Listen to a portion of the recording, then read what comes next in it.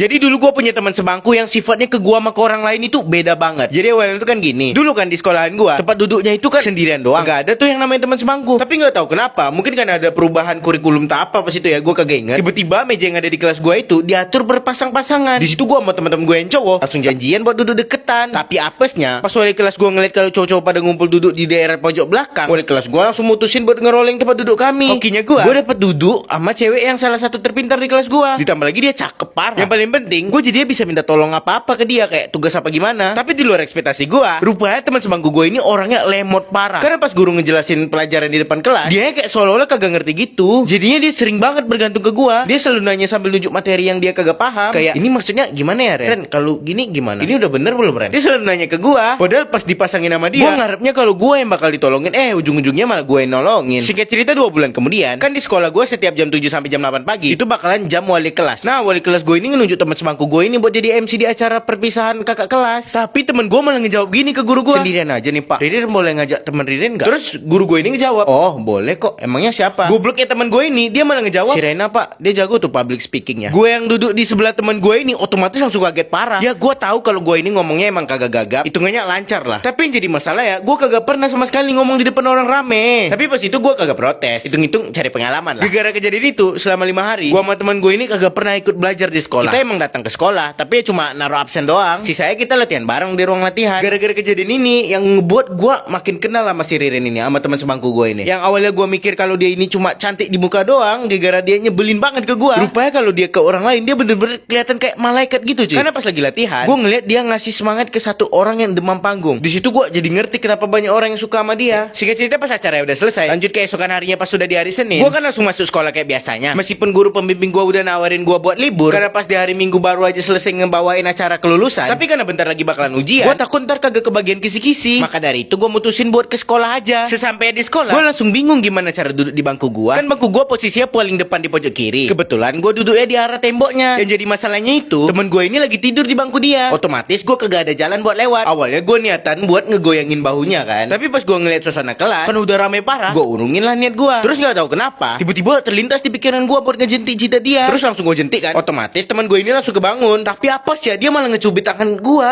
yang ngejentik dia. Di situ gue langsung teriak kayak pria sejati. Gara-gara itu semua teman sekelas gue langsung ngeliat ke gue sama teman sebangku gue ini. Terus pas gue udah duduk di bangku gue, si teman sebangku gue ini ngebisik, kau nih Ren. Terus karena gue kagak terima disalahi, jadi gue ngejawab, lah kok aku? Coba kalau kau nggak tidur tadi nggak bakalan gini. Terus gak ada angin gak ada hujan. Habis gue ngomong gitu, teman sebangku gue ini langsung ngegenggam punggung tangan gue, tangan yang habis dia cubit. Di situ gue langsung kaget. Kenapa Ren? Terus dia ngejawab, gak apa-apa. Di situ hati gue nggak tahu kenapa langsung dak dikser. Padahal biasanya si teman